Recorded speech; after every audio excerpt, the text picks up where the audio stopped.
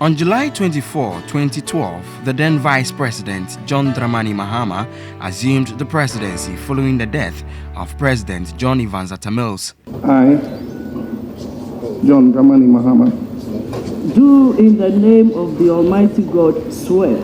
After serving the remaining last few months of Professor Mills's 4-year tenure, John Mahama was overwhelmingly endorsed by the NDC as its flag bearer for the 2012 elections at a special National Delegates Conference in Kumasi. We have been late in kickstarting our campaign, and so we have just 3 months and 1 week to the national election. What does that mean? It means that we must put in extra hard work, and that we must work harder than we have worked in any election that we have participated in before. And I know that you are going to deliver this victory in the December election, inshallah, and by the grace of God. This speech set the tone for what was going to be a short but rigorous campaign, as he had barely 3 months to campaign. At the end of the elections, President Mahama polled 5,574,761 votes, representing 50.70% of the total votes cast, to beat Nana Addo Dankwa Akufo-Addo, who also polled 5,248,898 of the valid vote cast, representing 47.74%. I declare John Mahama President-elect.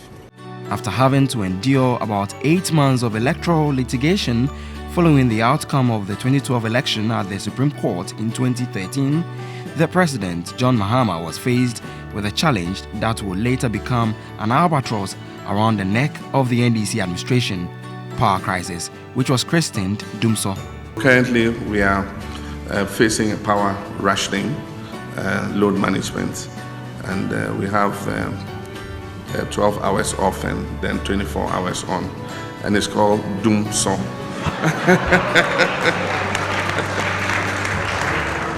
Industries were crippled by the development, and soon they suffered the brand. All of a sudden, the light goes off. It's affecting our business because you see the cold room, we can't afford good petrol to power our generator because the generator is very, very expensive. To stop using the electricity and start using the plant now. But right now, we buy diesel, I think, almost like 1,600 for a month. That's what we are using now. We are worried because our work depends on constant supply of electricity. It goes off from 6 a.m. to 6 p.m. and it's very expensive to use. One of the president's first moves at addressing the power crisis was the creation of a power ministry, which was headed by the MP for Pro East, Kwamna Donko. I would hold the minister to his publicly stated commitments to resolve the electricity supply deficit by the end of this year. We make the distinction between load shedding and localized outages. But if my understanding of the vernacular is correct, one word is used for every light-off. And that's why I want some of you to help me with the right vernacular to distinguish between the two. But energy analysts say the creation of the ministry was needless. The power ministry obviously didn't solve the problem. The minister had to resign. It didn't solve our problem. And I don't think we needed that. If you say you need a power ministry to be able to solve the problem, then we are contradicting ourselves. So I said it, that I don't think it was necessary. I thought it was a knee-jerk reaction and an attempt to let us believe that government was taking the power crisis seriously.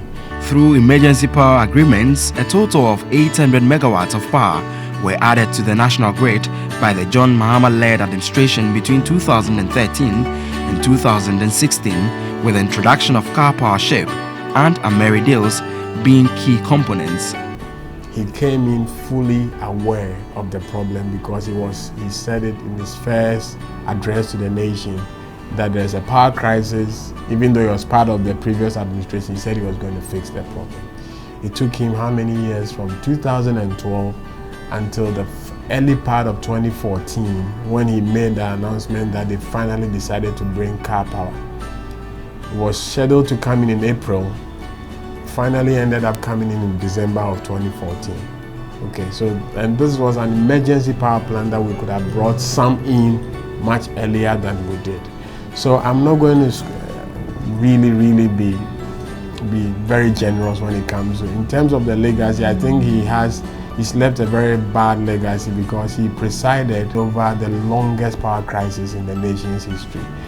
Ishmael Ejokumihene, however, admits the John Mahama-led administration did well in fully deregulating the petroleum sector. For the petroleum sector, upstream, we've seen a lot of improvements and a lot of good things happening. Downstream, he did something that is also commendable. The fact that now there's a full deregulation, it was a bold decision, even though we were forced to do it. The World Bank wouldn't have any subsidy. Petroleum Minister under the John Mahama government, Emmanuel Kofi-Boa, believes his government set the tone for a solid petroleum sector. We have addressed issues with Tema Oil Refinery, with BOST, to make sure petroleum products are provided. We have deregularized petroleum pricing, and these are things that must be continued. President Mahama was lauded for appointing youthful ministers and staffers, some of whom distinguished themselves in office. This, many governance experts applauded. It was positive for the society, because if our constitution requires that at age 40 you should be prepared to become a president of this country, then we need a mentorship system that would help us develop or build the capacities of the youth. And he took it upon himself to bring a lot of youth into his government. People may have criticized him for that, but I think it is the future that will judge whether or not the action he took was right. But I think it was right in bringing the youth on board, because we need to prepare them.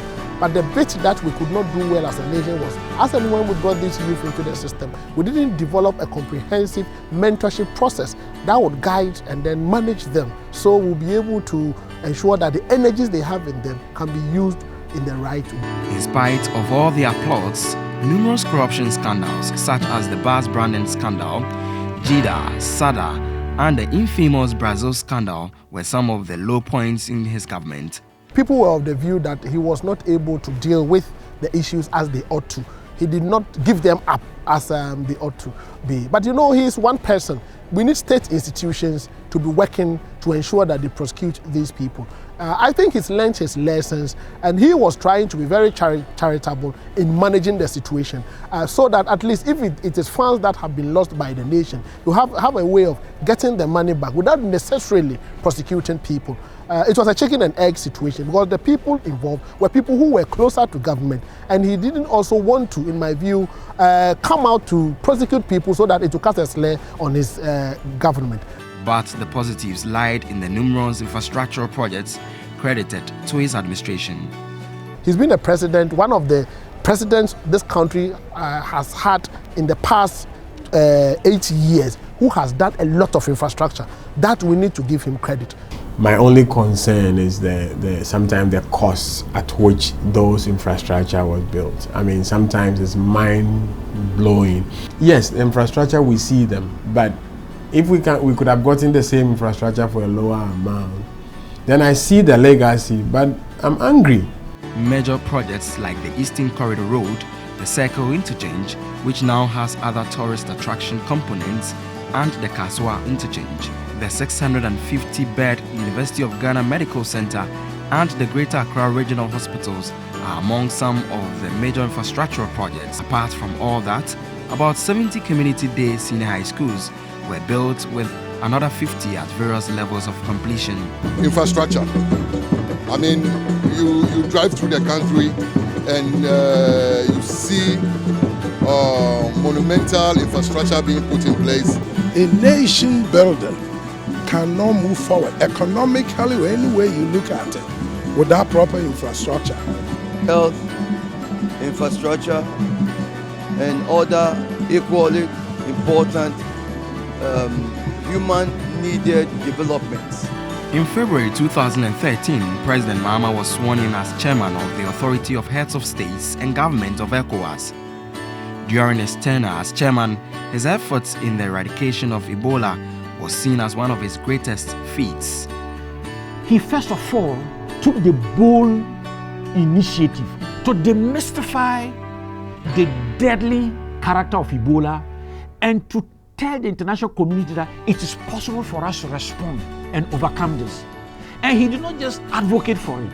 He did not just talk in the UN. He went there. He physically went to Liberia, Guinea, and Sierra Leone. And symbolically, he offered what Ghana could share in terms of our own humanitarian support. And that then started to change the mentality about how we should confront that disease. It encouraged. And that for me is even more significant than Accra being the coordinating hub for UNMIN. By May 2016, President Mahama had been able to lobby for the restoration of the Japanese yen loan cancelled in the early 2000s.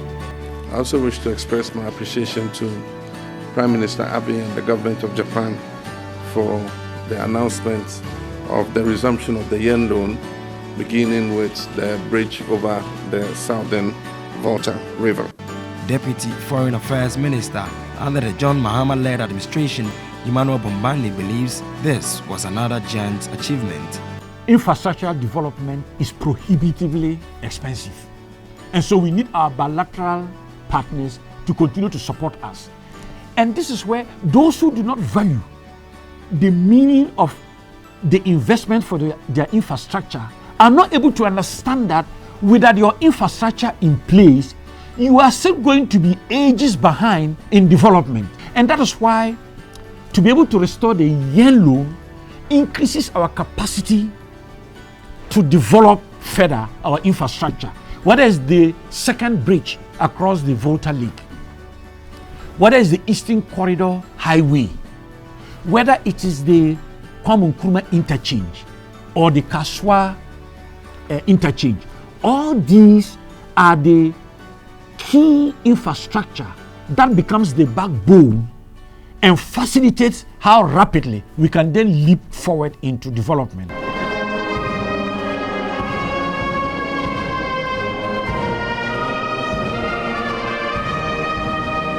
In 2014, President Mahama's visit to Qatar saw Ghana broker a deal with Qatar Airlines to begin full operations into the country.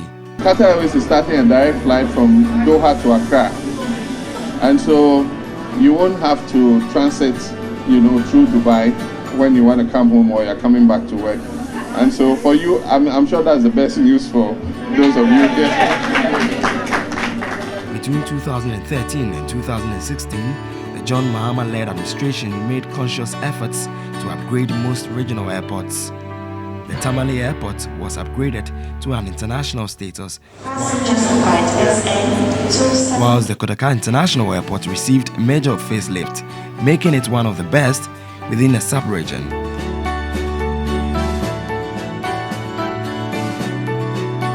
The Kumasi Airport also received major upgrade, with Ho, the regional capital of the Volta region, having the first phase of its airport commissioned.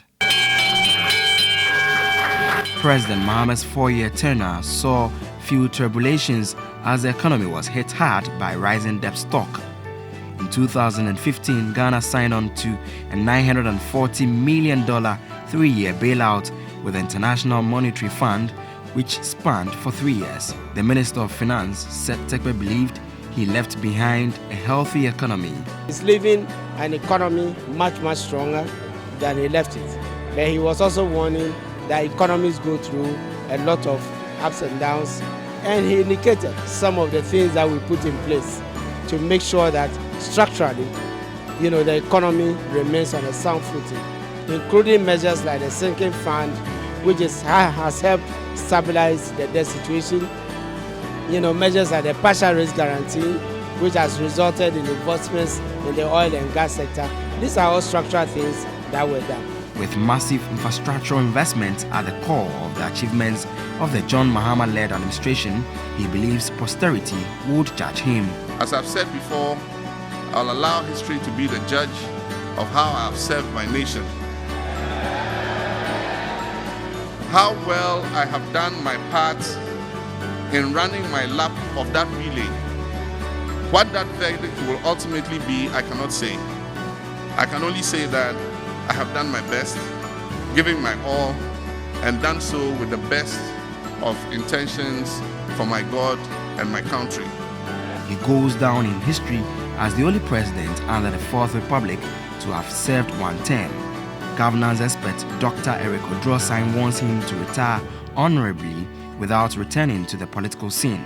If I have any advice to him, I'll say that in public service, you leave when the applause is loudest. He's made his name, he's made an impact in Ghana, and I would advise that he should stay back and allow the NDC to get another candidate for 2020. That notwithstanding, President Mahama will go down in history as one of the presidents who invested heavily in infrastructure in his 4-year tenure.